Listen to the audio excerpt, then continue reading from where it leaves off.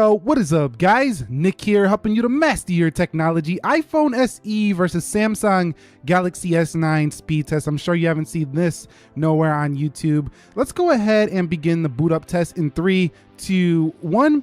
And see which one can get there first. Now this video comes based on the request of quite a few subscribers, and a lot of people have been saying that, you know, they've broke their phone and stuff and they picked up an SE and they're holding off for a next iteration of a Galaxy. So people kind of go to this phone when they do break a phone or something because it's a good cheap phone backup, the iPhone SE. And you can see the Samsung should be ahead, and it is, but not too much ahead of the SE. They're about 2 seconds for being 2 years newer there. So the boot up goes to the Samsung easily. And if you're wondering how I got that little slit for the, you know, SIM card tray, that's from an iPhone 5. Okay, so if you're upgrading from an SE to an S9, your fingerprint will come from the front to the rear, and you can see it's right there. And this fingerprint is actually faster, so let's demonstrate this here. So when you hit the fingerprint on the S9, it goes right in. You can't bypass the lock button on the SE to actually get in. So what you have to do is you have to power this thing up first, and then you can get in. But even when you're on the lock screen, you're still slower than that of an S9. So the S9 all around is much faster when it comes to the first generation Touch ID on the SE. But one thing I did notice, I did this multiple times, is when you hit the power button, the SE actually shows the clock first. So if you're trying to check the time, you might see it a little faster unless you have always on display enabled for the S9. So 3, 2, 1, and you can see it's just a little bit quicker every time to show that time on the SE. So that's just something small that I noticed. But again, if you have always on display on, well, then that's pretty much doesn't matter for the S9 users. Okay, so before we go further, let's check the battery life. You can see 83% there for the iPhone SE. Let's go ahead and check it here for the S9, and you can see that one's at 79%.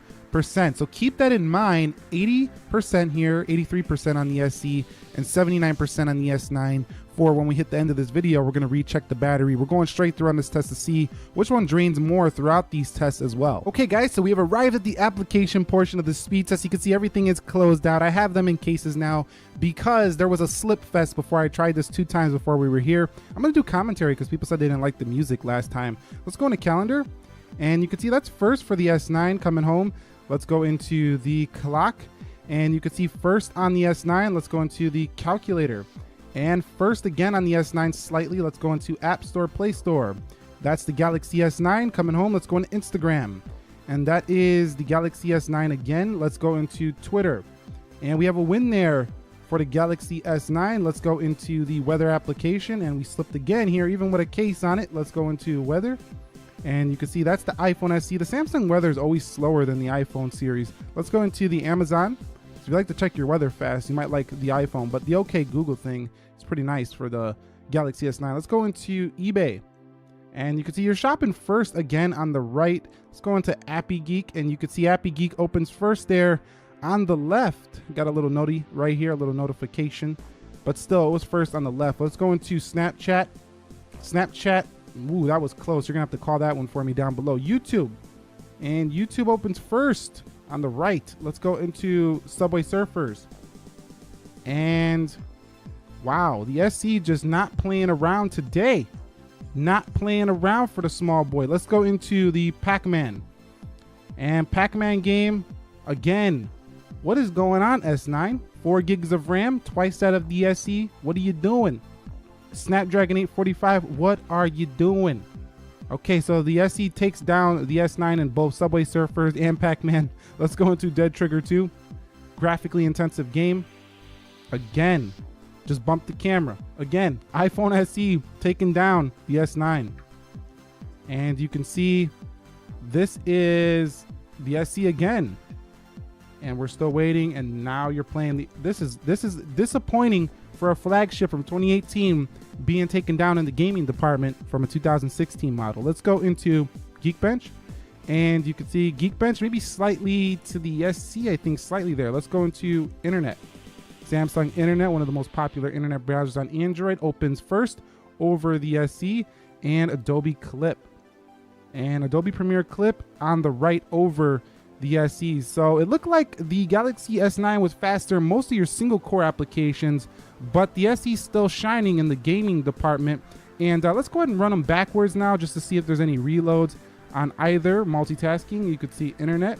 This is where the 4 gigs of RAM should help the S9. And going to Dead Trigger, Still a little faster to load there on the SE on the multitasking. Let's go into the Pac-Man. Again, I'm gonna call that to the SE. What about the Subway Surfers? You can see they both held that one there. YouTube, they both held that one there. We're looking for reloads here. And that was a little slow on the animation there for the S9. A Pi Geek, Appy Geek, about the same. eBay, about the same. Amazon. Looks like the SE has a faster animation when loading up these things. You can see the weather actually holds in the background for the SE where you have to keep reloading it on the Samsung. What about Twitter?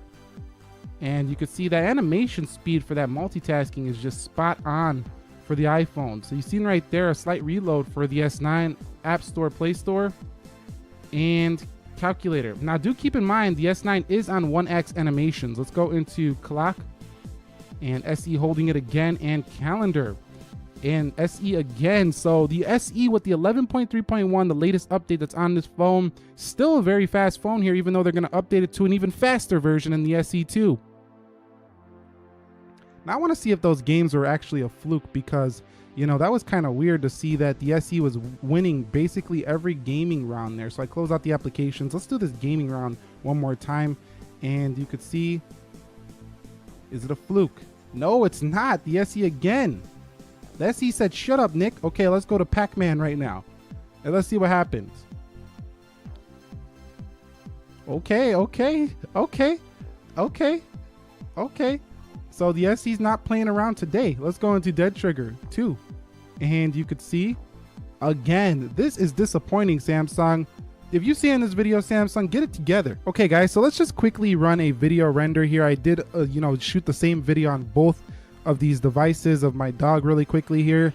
And we're just gonna render it out and save the video just to see which one does it faster. Now, usually, sometimes on Android, it takes a while. So if it does take too long on the Android device, I am just gonna skip through it, like speed through this video real quick. So we're just gonna save the gallery here, 1080p. And this one's gonna go 1080p as well, 3, 2, 1. And see which one can save the video first. So it looks like the SE is ahead here again over the Galaxy S9, disappointing me once again. But I do know that the iOS version seems to render it a little bit faster.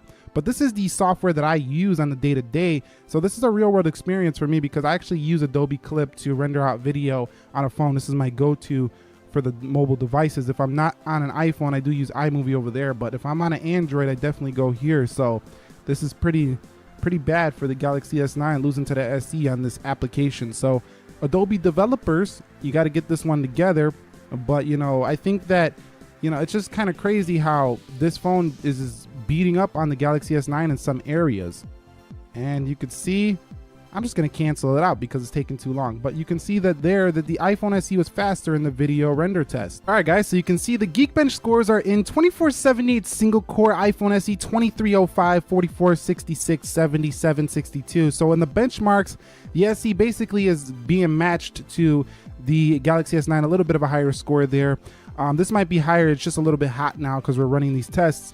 But the multi-core crushing win for the S9, and technically the S9 should be a faster phone, but you can just see the optimizations and the software updates keeping the SE running fluid here means that this phone is still very fast, and you can get about 5 of these for the price of one S9. Now there's no way at all that I'm recommending an SE over S9. It's definitely not the better phone in my opinion, but still you can't deny its power. It's pretty fast. So let's take a look at the battery life. Remember, 83% on the SE. It dropped 10% throughout this comparison, so that's a 10% drain.